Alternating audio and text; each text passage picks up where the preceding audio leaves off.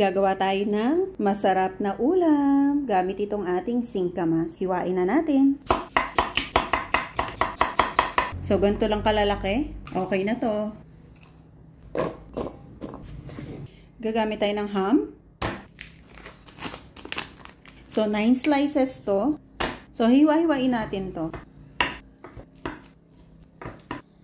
Dapat ganito kalalaki. Painitin lang natin yung ating kawali. Butter. Pero, kalahati lang nito yung gagamitin natin. Lagyan natin ng konting mantika. Prito na natin yung ating ham. So, kapag medyo na prito na to, pwede na tong hanguin. Bawang. Sibuyas. Konting butter para hindi ito manikip. Salt. Pepper.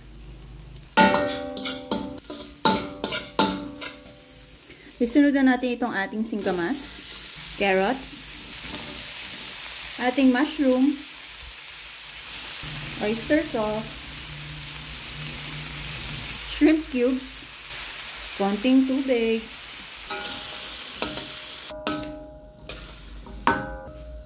So, tatakpan lang natin at pakukuluan hanggang sa mag-half cook ito. Tingnan na natin. Pampalinamnam, cream corn.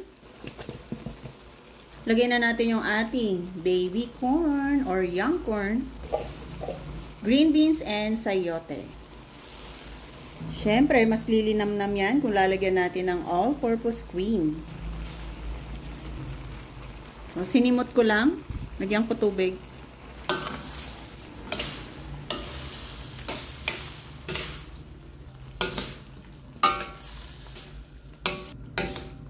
Ilagay na natin yung pinrito nating ham kanina. Quail eggs. So, dapat dito low heat na. So, para sa mga ayaw ng hipon, ay okay na okay lang. Kasi, hindi na natin din lalagyan to ng hipon. Bukod sa wala ko nabili, medyo mahal ang hipon ngayon. Ayan. Kaya, shrimp cubes na ang ginamit nating pampalasa. So, tikman nyo na lang according sa inyong panlasa.